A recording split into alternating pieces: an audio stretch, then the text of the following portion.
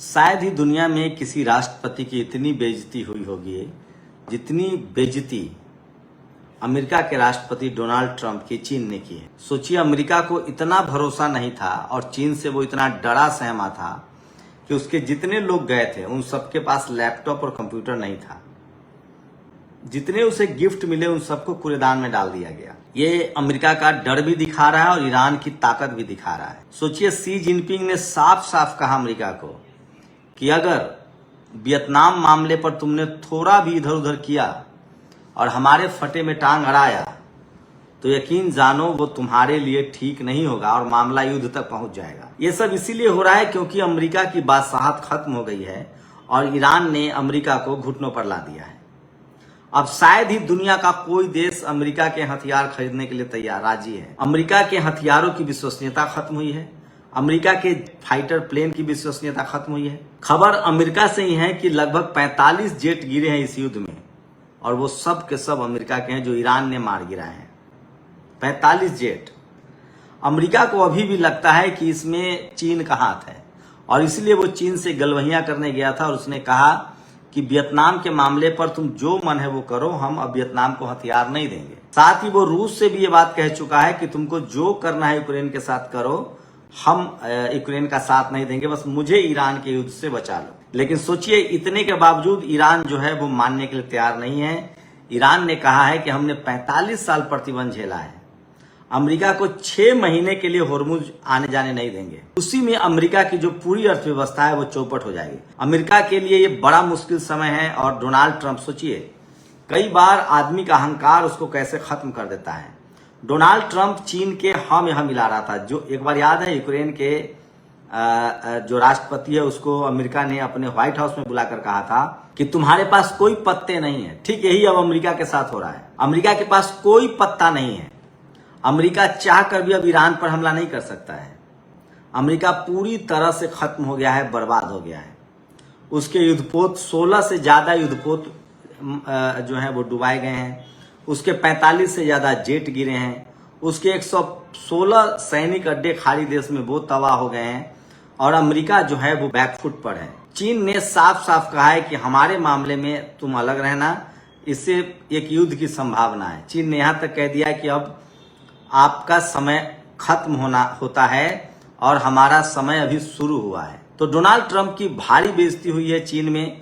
और सोचिए, अब फिर से चीन ने 19 और 20 तारीख को पुतिन को बुला लिया है। वहीं नॉर्थ कोरिया को लेकर भी खबरें हैं। तो दुनिया में कोई भी देश जो है वो अब ईरान के खिलाफ नहीं दिखना चाहता है और कोई भी देश अमेरिका के साथ नहीं दिखना चाहता है। लेकिन सोचिए, अमेरिका के कुछ पिछलग्गू देश हैं जिस पर अमेरिका लगातार उनको एक तो अपने पाले में रखता है और साथ ही कुछ देशों पर वो कब्जा करने की धमकी देता रहता है। जैसे वो ग्रीनलैंड कब्जा करना चाहता था, वो क्यूबा को धमकी देता है। ईरान ने साफ कहा है कि अब वो वक्त गया, वो दौर गया जब अमेरिका किसी पर हमला कर देता था और फिर वो हमले से उस देश को लूट लेता था। तेल पर कब्जा, सोने पर कब्जा, ये सब डोनाल्ड ट्रंप का जो मन बढ़ गया था ना, मन बढ़ जिसको बोलते हैं। जैसे ही उसने वेनेजुएला जो एक कमजोर देश था उसके राष्ट्रपति का अपहरण कर लिया, दुनिया उसे देख रही थी। उसके बाद उसे लगा कि जब वो एक राष्ट्रपति को उसके बेडरूम से उठा सकता है, उसकी पत्नी को उठा सकता है और दुनिया चुप है, वो कुछ भी कर सकता है। उसी के बाद उसने तय किया कि अब ईरान पर हमला करेंगे और ईरान पर हमले का मकसद था कि उसके तेल और गैस पर कब्जा कर लेंगे। वेनेजुएला के भी तेल पर कब्जा हुआ, सोने पर कब्जा हुआ। अमेरिका को यह गुमान था कि अब ईरान पर कब्जा करना आसान हो जाएगा, कर लेंगे कब्जा।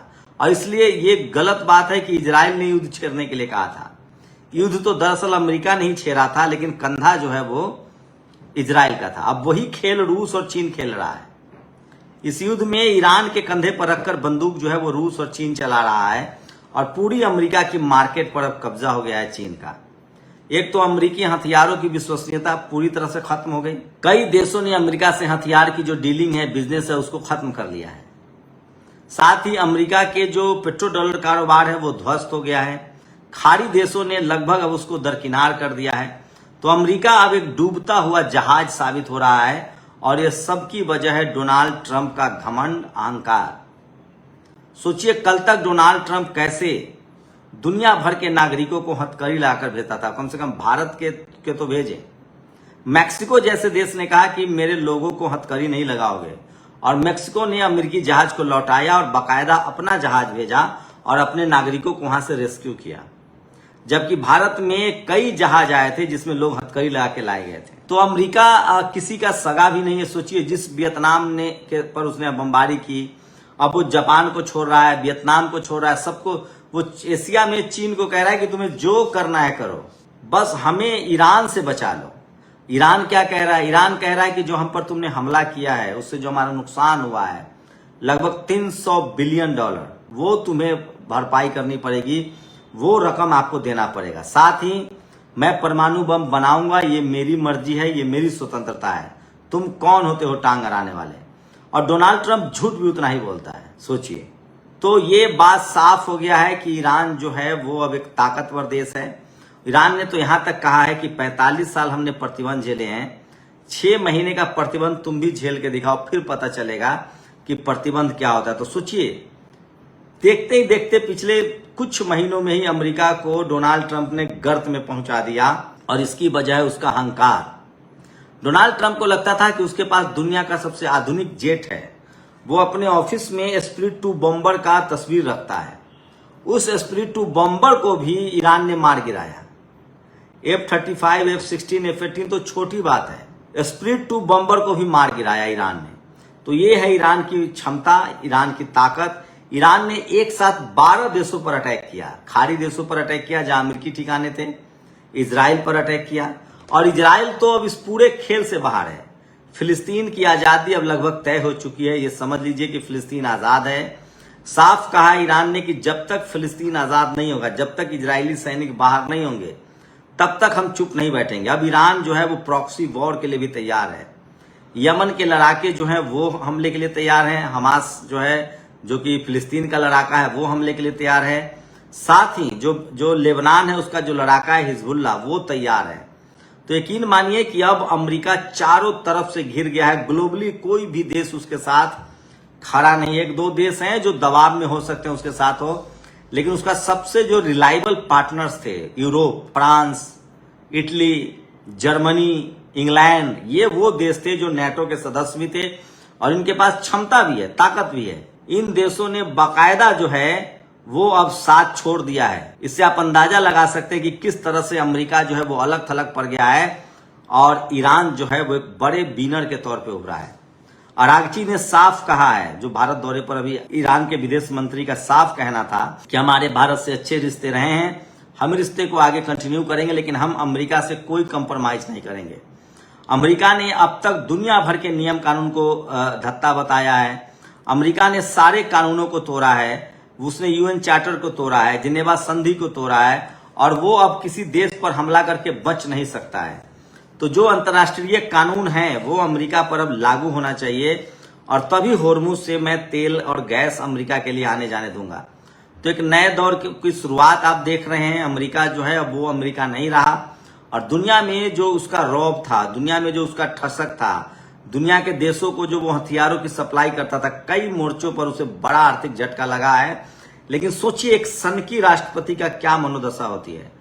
हिटलर के साथ यही था। हिटलर जब तक जर्मनी खत्म नहीं हो गया था, जब तक रूस की सेना ने कब्जा नहीं कर लिया था, तब तक हिटलर रेडियो के जरिए, चूंकि उसका मीडिया पर कंट्रोल था, तब तक हिटलर रेडियो के जरिए अपने देशवासियों को कहता था कि जर्मनी युद्ध जीत रहा है, जबकि उसके सैनिक जो हैं वो बाकायदा उसके अपने बंकर में दाखिल हो चुके थे, और तब भी वो रेडियो टीवी को कंट्रोल करता था। वही अमेरिका कर रहा है। तो अपनी आंखें खोलिए, और दुनिया भर में अमेरिकी नागरिकों को लोग अमेरिकी नागरिक समझ रहे हैं, और वो ट्रंप के खिलाफ भी अब होने लगे हैं। तो ट्रंप भी वही है, वो अंतिम समय तक अपने नागरिकों को कह रहा है कि नहीं, हम तो सुपर पावर हैं। सच्चाई है कि ट्रंप जो है वो युद्ध हार चुका है, और अमेरिका सबसे बुरे वक्त में है। एशिया में एक और सुपर पावर ईरान का स्वागत कीजिए। शुक्रिया। नेशनल दस्तक की आपसे गुजारिश है कि अगर इसको बचाना चाहते हैं तो नेशनल दस्तक को सब्सक्राइब करने के लिए रेड कलर के सब्सक्राइब बटन को दबाएं, फिर बेल आइकन की घंटी दबाएं। नेशनल दस्तक को बचाने के लिए बहुत जरूरी है कि हर खबर को शेयर करें, लाइक करें, कमेंट जरूर करें।